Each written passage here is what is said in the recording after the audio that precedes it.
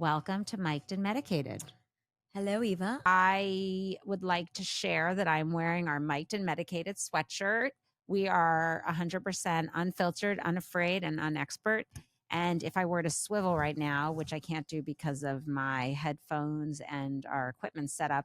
Oh, Caroline's doing it unfiltered. And this sweatshirt is my go-to. It is so cozy. And it's $69, baby. Yeah, you get it. Remember the good old days where we'd be like 69 or like fun before we were on phones and craziness. Are you in a crouch? I'm actually really comfy. Crouching hot tiger, hidden dragon. Sorry. I like it. Can you I say like that? it. I don't even know if that was like racist, but can you say sitting No, it Indian was a style? movie. You can in Florida. That was cool. Here they're like, right. You just got back from Florida. Here they're like crisscross applesauce. It's like, I'm sorry, has applesauce ever crisscrossed? It's fucking mush.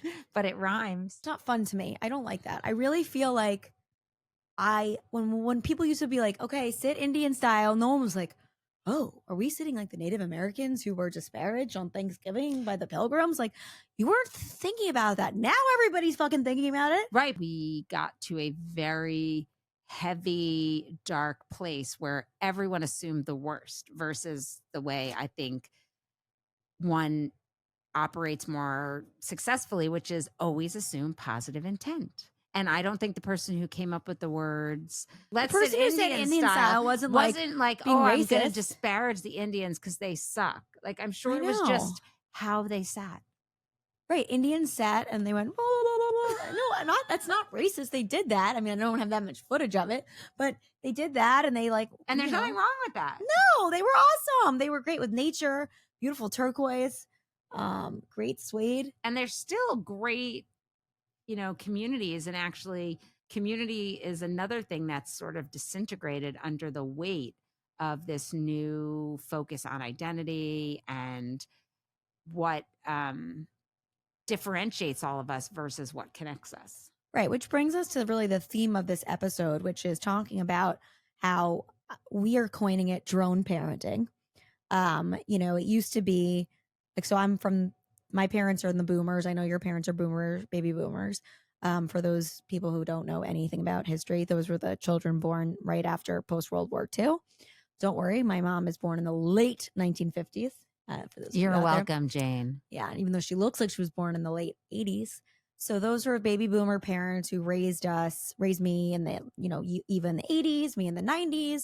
And they were like helicopter parents. I don't know about your parents' generation, where they were kind of, as you would say, they would be there and hovering.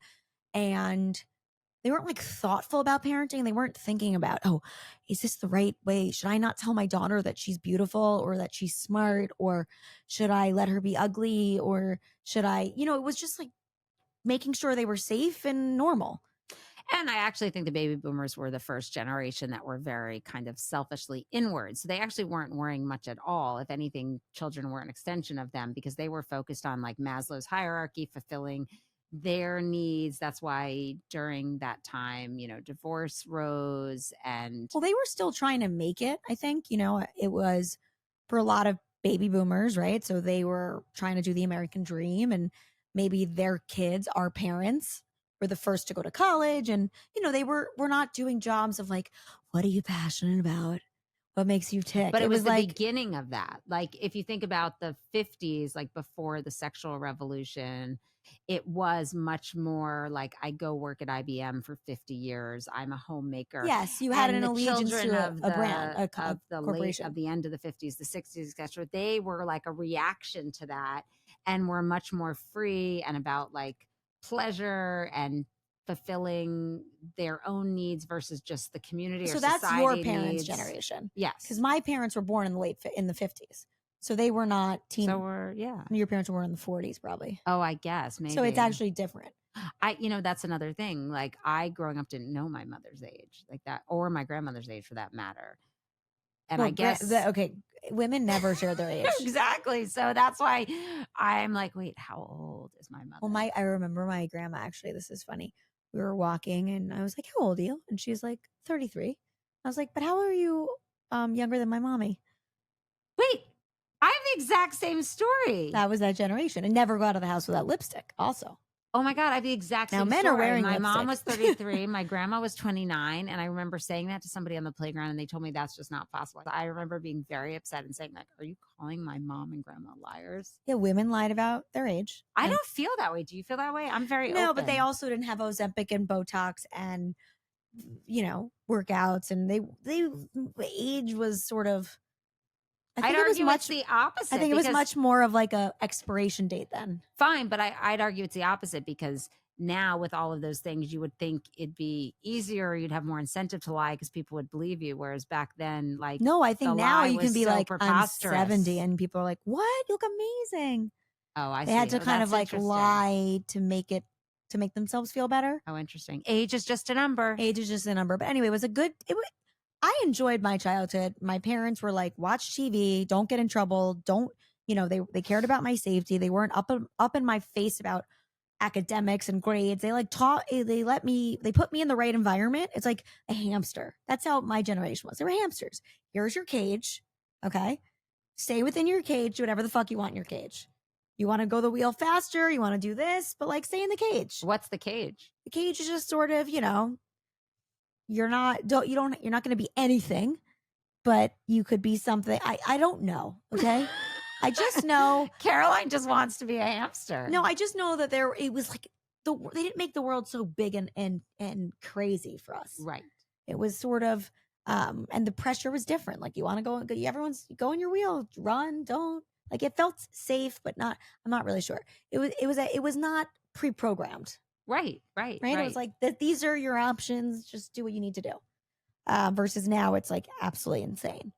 Now it's like what we're calling drone parenting, which is like literally they know your every move. I mean, a drone can literally shoot a weapon at somebody in another city.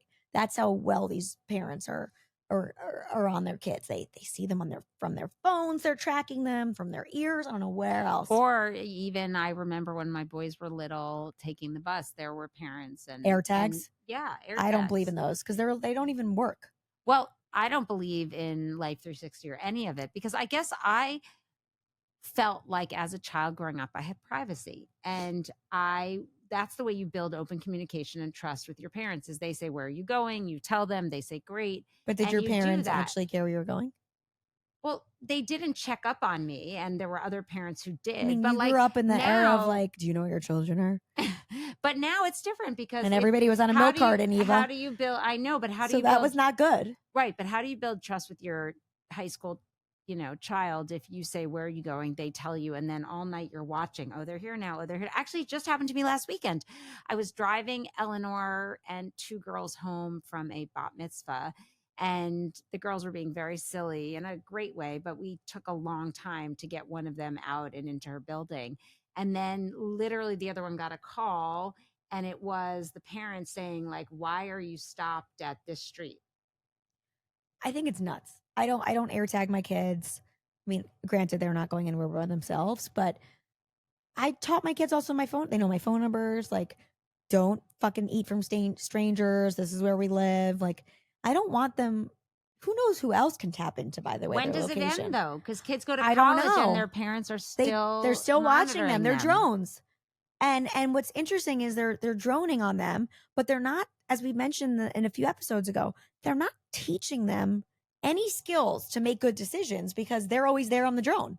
So they don't even need good decision making because they're always there to tell them what to do, which is why these kids feel like they want to just break free. I feel like there's, a lot of these, if parents tend to be more conservative and like Trump or whatever, these drone kids are like, fuck you, drones. Parents, like, you like Trump, you're conservative. I'm gonna go wrap myself in a keffiyeh and like, and wear and have hairy armpits. Actually, I think that's totally normal development. And having had, because I have currently two teenagers, none of which are doing that, by the way. I know, but what I would say is just generally, like, you can expect that teenagers, they are pushing, they are individuating, they are testing boundaries. Is that a word? Yeah, to individuate. Oh, okay. So I don't know why. Of course you would know that. Why the fuck would I know that? So actually, advice, and I've received this advice, is if you dig into something and say, like, this is really important to me, like, you need to support X, Y, and Z, they will definitionally, like if they're doing what they should do, like push back on that. So you almost don't want to be certain. You want to be open-minded and you want to be flexible, because then your kid's more likely to talk to you, discuss, take what you're saying. But if you put your foot down and say, which you would never do, Caroline, like Israel is right, then you could have children who say, You're well, right. why are you so certain? And so that is a normal thing, but we have to be careful because it applies to everything, not just, Well, I think don't go out tonight. there are certain things like Israel is right, like you can say, because that's right. You know, like Well, this but is they're my not left always hand. right. Like you have to No, I treat them. agree. You have to treat your kids like adults, and you have to be able to Okay, show them the but nuance. No. The nuance is important, because I think that's also what's happened. Like we have truncated everything in life to a micro bumper sticker or a microaggression or whatever it's well, called. no, I was thinking more the way we communicate. And so a tweet or whatever, an X post, or the way people talk to each other on social media or texting. And so you actually lose a lot of nuance, because people, like if you say Black Lives Matter, like nobody's having a conversation about what that means. Or if you say from the river to the sea, like we talked about, people say from the river to the sea, they don't even know what it means. So you attach Right. to these very quick and appealing slogans, but then nobody knows what they mean. And I think we've stopped having the hard, rich, nuanced conversations. Okay, yes, but I do think there's two things. There's a twofold thing here. One is, as a parent, there are things that are not up for debate, like this is your left hand, this is your right hand. Agreed. Right? Okay. You can say, this is our country, America. We're American. You can be like, this is Israel. There's other places around there that don't want to kill them. These are not up for debate. Other areas there are. The second thing is, I think when you become the reason there are so many drone parents is that we've really lost this community, which we were sort of talking about before, about used to be part of something bigger than yourself that wasn't, you didn't have to manufacture it, right? Like you went to the same temple or the same church, and your parents lived next to their parents or their siblings, and all these kids are so lost. And you're right, they're on their social media, they're looking at 134 characters of From the River to the Sea, and they're like, oh, my friends are doing it. I want to be part of these like rainbow haired, kafia people. I don't know what they're supporting, because they don't have a community and they don't understand. And the community that actually stands up for the right things or is morally just knows is probably part of a community that feels good, because they don't have to go there for that, right? Like the kids who have parents who are involved. I think the other thing, and then I'll promise I'll let you talk, because I know this is not my podcast, it's ours, is that I think the drone parents also have to drone because they don't have a lot of other people to rely on, like grandparents, right? We don't live exactly where we grew up. We've also are having kids a lot older, which means our parents aren't here for as long. So like if you have your first kid at 50, you probably don't have parents that are going to be able to teach your children when they're at the age to learn. Like I learned a lot about community from my grandparents because, as you said, teenagers often try to resist their parents. Right. You don't have that with your grandparent. It's or a your different aunts, relationship. or Right. your cousins. No, first of all, I love listening to you, and it allows me to practice on my active listening skills. But what you're saying, I think, really resonates. And there's been a lot talked about that the people who glom on to these movements, they're the same people who glom on to the next movement. So the people who were all in on, Black Lives Matter, are all in on the pro-Palestinian encampments, are all in on whatever the next one Anti-Trump is. shit. And Kings, so I whatever. do think people are searching for meaning. And I think part of that lack of meaning is that you are like, we're all kind of fending for ourselves. And so, you were very lucky. You grew up with all of your family around you. And I think that's ideal. But even if you don't have all your family around you geographically, it's so important to know where you came from and who your ancestors are. And to have that story and that sense of I'm part of something bigger. And I think I try to do that with my kids through our religious organizations, through family, friends that are chosen family. But it's nice to feel like you're part of a community. And I think there's been a breakdown of community too. And unfortunately, the sort of obvious community school has, I think, been so challenged because we have all these identities in school now. So it's no longer like we're one community first. It's, it's It's this just like we person's don't week, feel it's that American, person's week. right? Exactly. We don't feel like we're all, let's say the school is called Blue Jays. It's like we're all Blue Jays. Like, no, it's like I'm black, you're Hispanic, you're this, you're that. And it's caused so much separation. I think the other aspect is the way. So knowing where you came from is huge, and I think obviously we're getting farther away from learning from immigrant grandparents or great grandparents. Like for people who've been here now more generations, obviously, we're grandchildren of a huge time in immigration. But I was taught like nothing's given to you, right? There's no victimizing yourself. And if you work hard, it might take a few generations, but you can get there. And what does that mean? I don't know. Like, is it being able to spend more time with your family? Is it being able to provide education? Like, these were the things that I was taught. Like, I was taught from my grandparents on one side that, my grandma shared a room with like all of her sisters and, lived in a room and they saved coffee for the next day. And my grandfather didn't get to go to college because he had his father died and he had to work. And, he used to have paper cuts because he had a store and he dealt with cash. Like, and then my dad went to college. Like you were like, oh, this is the American dream. This is capitalism. You had respect for it. Now, I don't know. I guess the drone parents have forgotten to tell their kids how they were able to afford the fucking drones, Okay. And now maybe somebody really smart fucking invented that. And now these kids living in their parents' paid for apartments are like, fuck capitalism. That's horrible. Let's all just be kumbaya. Well, I do think that's really interesting. And I would love somebody to do a study on all the people who are democratic socialists in terms of is there a correlation? Like, are many of them born to wealthy middle upper class families and 100%. went to college?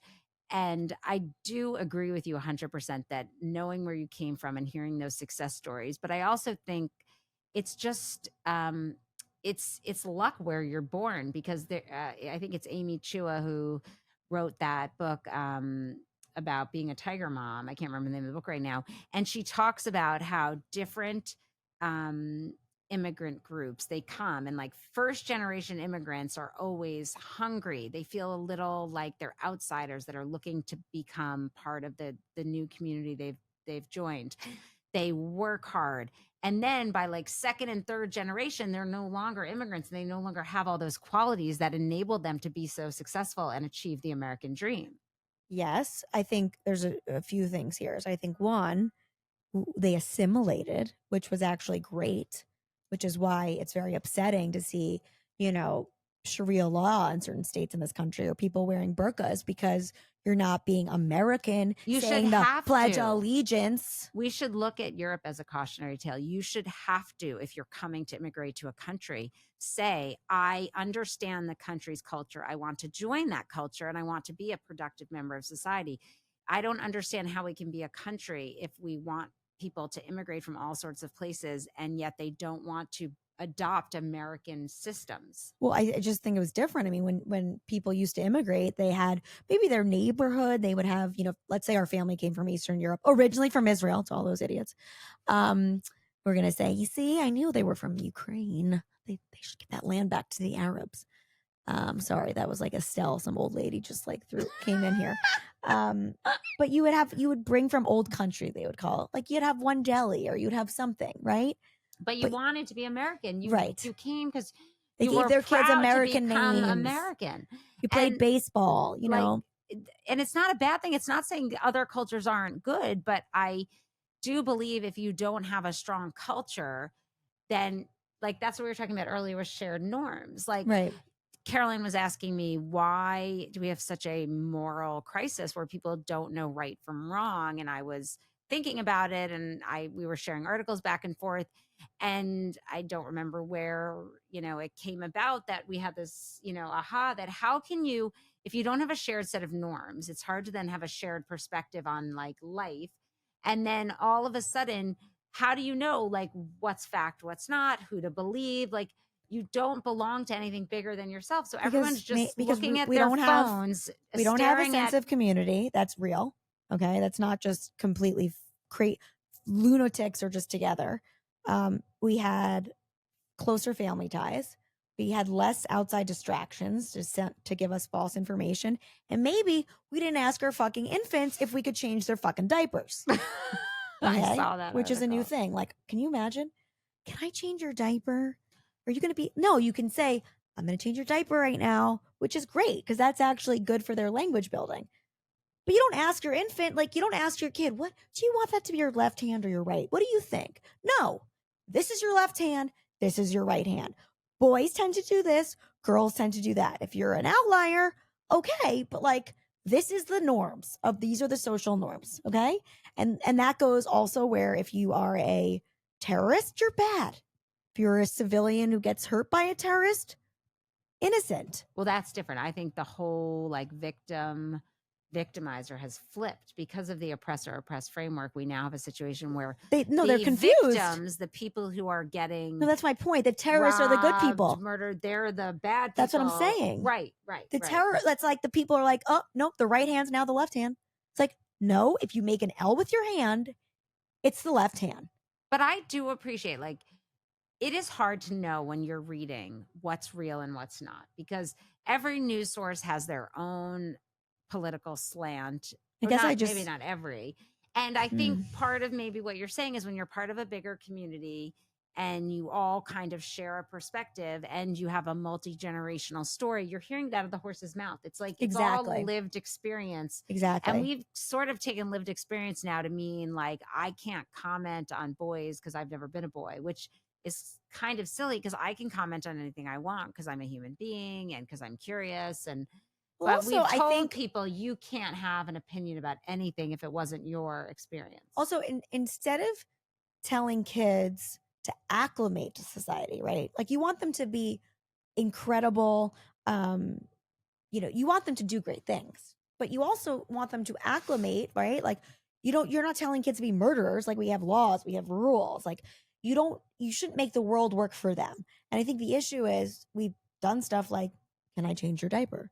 Do you want to be a girl today? Sure, honey, you can be a girl and have a mustache.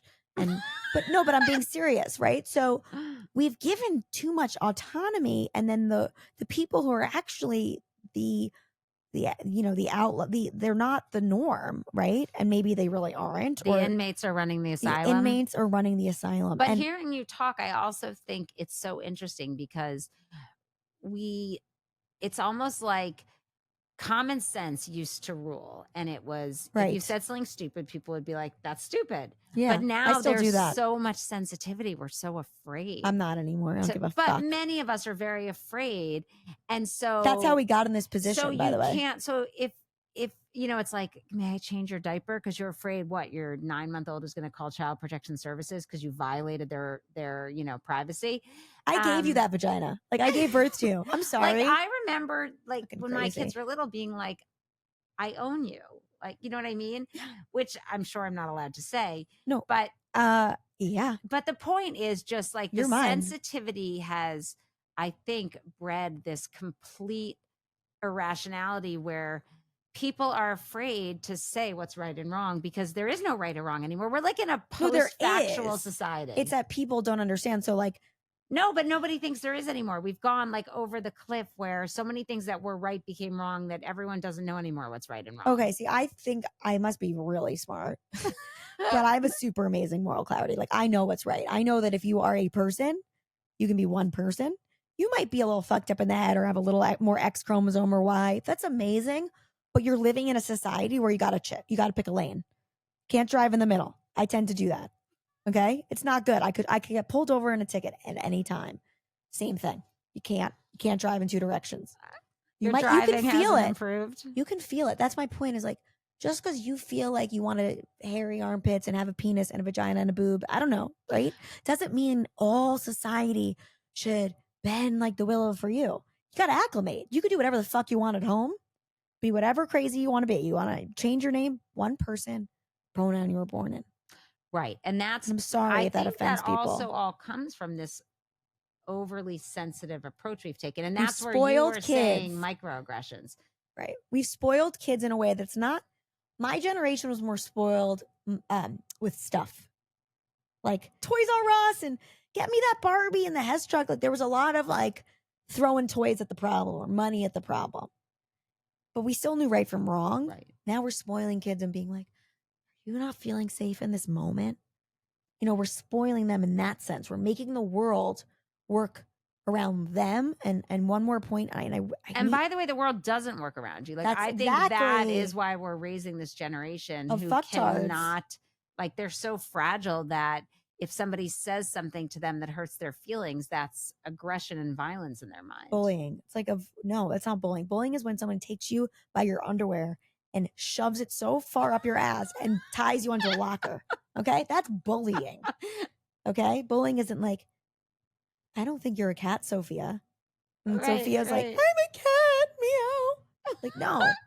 Okay, the other thing I was gonna say, and I can't remember, and I've got to find the podcast, and it was so brilliant. And it was somebody who wrote a book about, well, he was born with autism, but his parents, obviously, it was a certain on the scale where it was like he was high functioning. Instead of telling him, Right. and telling the whole world, oh, my son has all like he's sensitive or he's this, the parents literally molded him to fit better in society. Like they literally, Right. it's kind of amazing. They would take him and like he would say something and they'd be like, you can't say that. Or in a way that it worked. And I don't think it works all the time, but they almost like reprogrammed him instead of, he still has autism.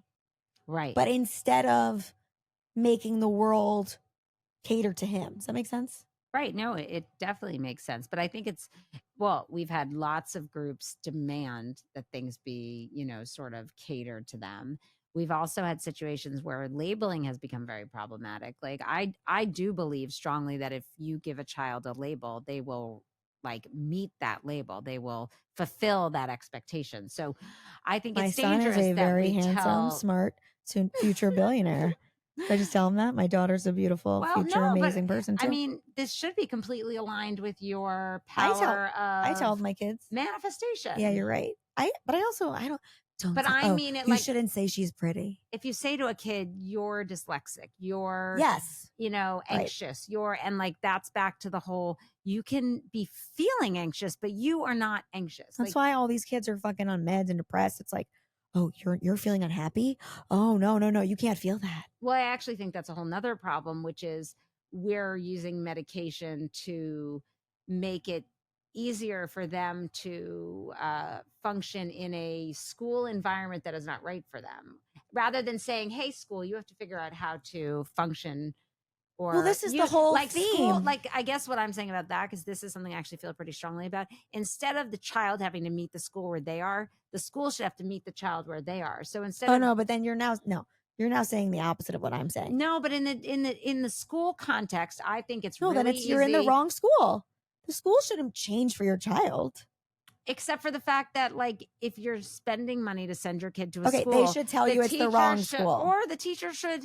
Like the teacher should be able to figure out how to engage all kids in the school. Yeah, but if you're like retarded, you shouldn't be disability. I'm saying every kid has a learning disability, but if you're not as smart as the other kids, maybe you should be at a school where there's less smart kids. There's no such thing as a uniform set of either learning styles or intelligence. So I'm saying that, but there are kids who are smarter and work differently. Where like you're making the kid fit the mold of the school versus the school figuring out. Good teachers will figure out how to alight a child's imagination, how to get a child interested.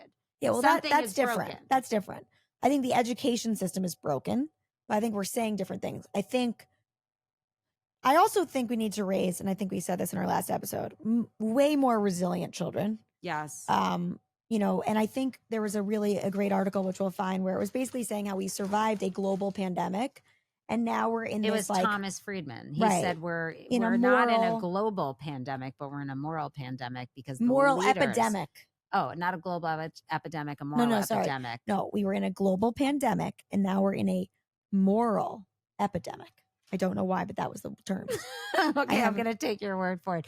But he was just making the point, which I think underscores some of the challenges that we've been talking about, which is we don't have leaders who are willing to speak out for what's right and just. And everyone seems to be cowing to these extreme elements. So, the same way we're saying our children don't seem to have moral clarity, our leaders don't either. So, it's really hard to have children know right from wrong if the people running our society can't figure that out. Of course. I mean, I showed you this meme and it was like, it's like very confusing. You have George Floyd, who was a drug dealer, who, yes, the police were horrible with him, but like he was a criminal, is a hero. Daniel President. Moneypenny was charged with murder for trying to save a train full of Right. innocent bystanders from a crazy person who looked like he was about to get violent. Right. Like everybody's just kind of gotten confused. And I think but also like, look, But it does not go back to the basic assume positive intent. If people said, hey, he was trying to not choke that criminal. homeless Oh, the person, homeless person. he was trying to calm that homeless person down and make it impossible for that homeless person to harm other people on the subway. But no one ever assumes positive intent. And fine, I think there are egregious actions like the police in the case of George Floyd.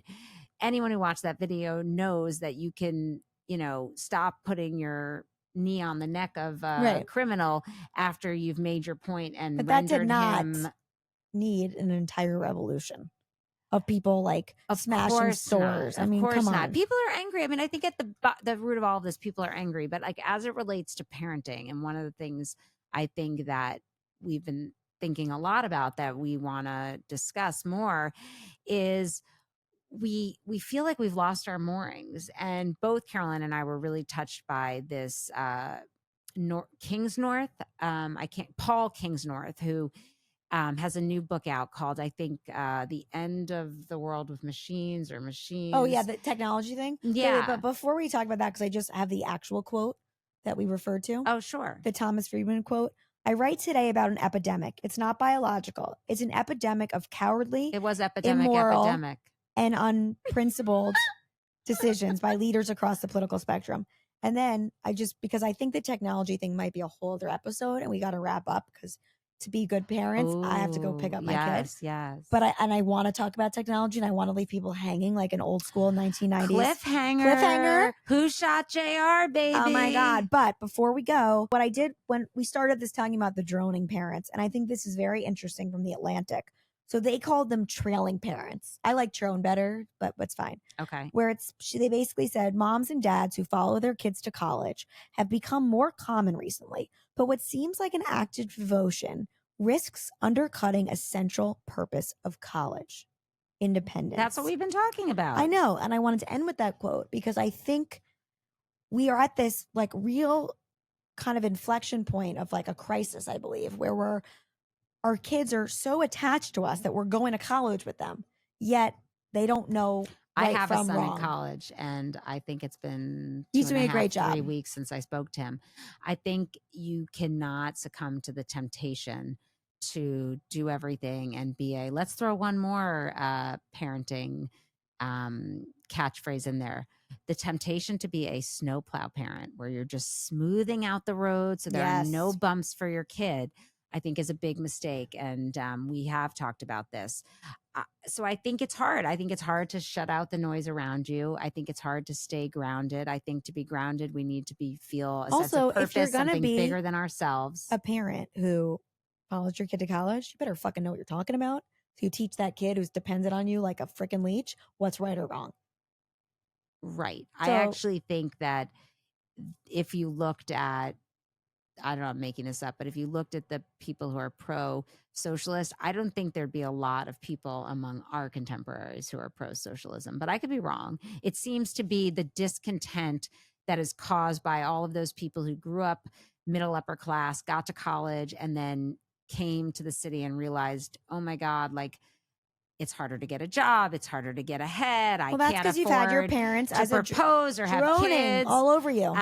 Or the elderly who are feeling maybe that same instability and fragileness of life. I mean, I could be wrong. I'd be older interesting people, to look most at of the them know what the fuck's going on. But yes, I think because I really, yes, it would make my daughter pretty resilient as a kindergartner if I just left her standing in the cold. I did And I that could with think about George that. first day of kindergarten. Yeah, you've done a lot It of that works stuff. really well. And your kids are actually amazing. They are. So I think we're going to end. We have so much more to talk about. I feel like this was just the tip of the iceberg of the Oh things my I wanted God, to I can't wait for the say. Titanic. I want to talk about technology. I want to talk about iPhones. I want to talk about parenting so they feel like they're part of a community that is deep and cares. And yeah. Well, with that, I really don't want to be a fucked up parent. So I'm going to stop. And I think this was an interesting episode. Go to mic'dandmedicated.com to get your unfiltered sweatshirt. They're flying like hotcakes. Get them before we're sold out. We're just kidding. We'll order more. And even if you don't have a moral compass, still buy one. Bye. Bye. Mic drop. Mic drop.